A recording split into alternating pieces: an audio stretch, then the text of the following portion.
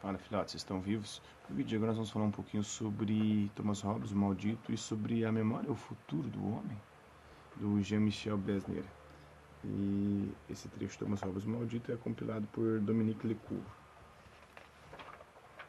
Vamos lá? E Thomas Hobbes, nascido em Westport em 1588, pode-se seguramente dizer que foi um filósofo maldito.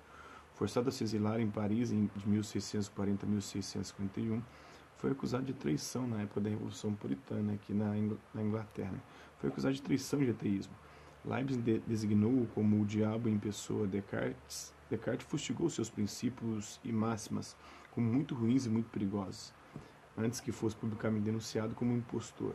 Em 21 de julho de 1683, a Universidade de Oxford condenou seus dois principais livros, o De Cive, o da cidade, e o Leviatã, o do governo civil.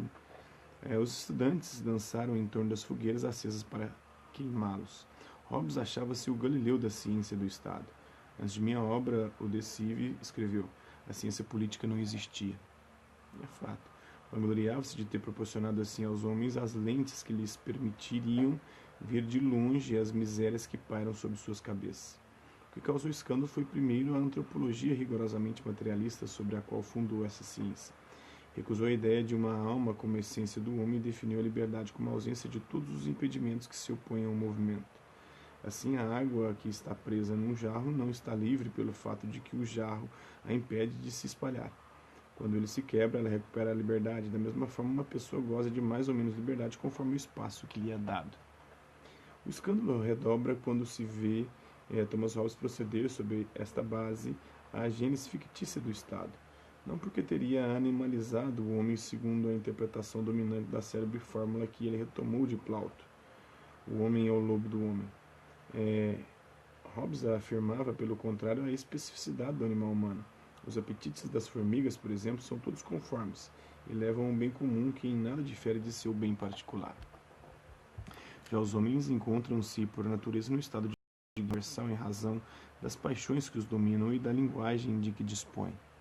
Enquanto vivem sem um poder comum que os mantenha todos em respeito, os homens estão nessa condição que se chama guerra, e essa guerra é a guerra de todos contra todos.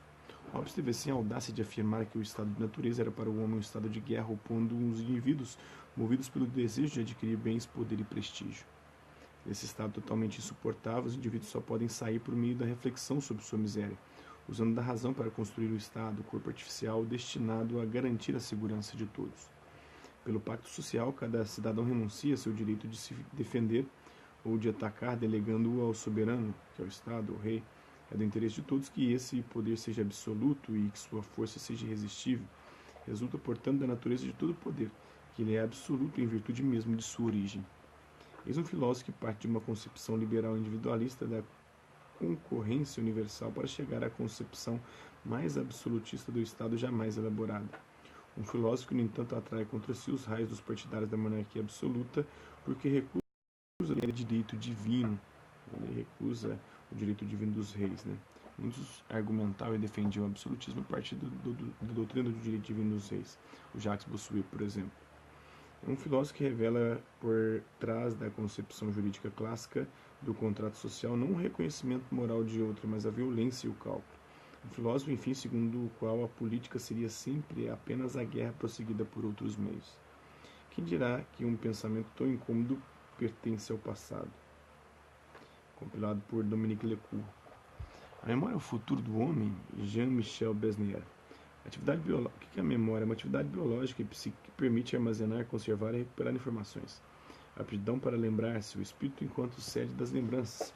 O que resta ou o que restará no espírito dos homens, lembrança deixada à posteridade. O que vale para o indivíduo pode valer sempre para a sociedade? Augusto Comte assim pensava e fundava sua física social, que depois foi chamada de sociologia, sobre a suposta continuidade entre a análise dos fenômenos coletivos e o conhecimento das leis relativas à vida individual. A tentação é forte. A partir daí, de confiar aos educadores a tarefa do político, ou como Platão, de querer que os filósofos tornem-se reis, já que revelaram as condições da sabedoria individual. Mas seria de fato razoável? A história frequentemente provou que não. As qualidades do sábio raramente resistem à prova das multidões. Por outro lado, sem valorizar demais os etólogos, O exemplo de certas sociedades animais não sugeriria o quanto a organização minuciosa que prevalece ao nível do coletivo contrasta, por vezes, com a desordem característica do comportamento dos indivíduos? A sociedade talvez seja um fenômeno emergente que deve ser abordado com outros instrumentos teóricos que não aqueles que mobilizamos para seus componentes. Nesse caso, conviria admitir como exclusivamente metafóricos os conceitos que, oriundos da psicologia ou da antropologia, quisessem se aplicar ao domínio sociopolítico. Pensemos aqui no modo como é descrito o funcionamento da Europa de amanhã, essa supra-sociedade que ainda desafia nossa imaginação política. Ela será, em princípio, produto da federação de uma dezena de entidades nacionais, as quais resultam da coesão histórica e cultural de indivíduos. Quem iria, pois, aplicar-lhe, sem maiores precauções, um raciocínio por transitividade e sustentar que sua identidade será, no final, a soma dos sentimentos de pertencimento experimentados pelos membros que a compõem? As molas da identidade individual são suficientemente complexas para que não se vá tão rápido atribuí-las aos coletivos. O filósofo David Hume, que viveu entre 1711 e 1776, não hesitava em descrevê-la como uma identidade fictícia, puro produto de nossa imaginação. O indivíduo nunca é, segundo ele, senão a série das percepções que o assaltam e que se acham ligadas entre si porque se assemelham ou se encadeiam de maneira causal. Essa concepção filosófica, identificada pela tradição como empirista, é naturalmente conduzida a privilegiar a memória. Se não dispuséssemos com efeito da faculdade de suscitar as imagens das percepções passadas e de encadeá-las com as que sentimos no presente, não poderíamos realizar a continuidade que funda o sentimento de que somos um eu. Então, esse é um pouquinho dessa obra, né? A Memória é o Futuro do Homem, do Jean-Michel Basnier, Thomas Hobbes, o Maldito. Espero que vocês tenham gostado do vídeo. Quem curtiu, dá um like. Quem não curtiu, dá um dislike. Se interessar pelo conteúdo do canal, é só se inscrever, ativar o sininho e guardar os próximos vídeos e as próximas notificações. Deixe também seus comentários, dizendo que você tem achado das sugestões de temas e assuntos para serem abordados em vídeos posteriores. É isso aí. Hasta la vista, babies. Até a próxima.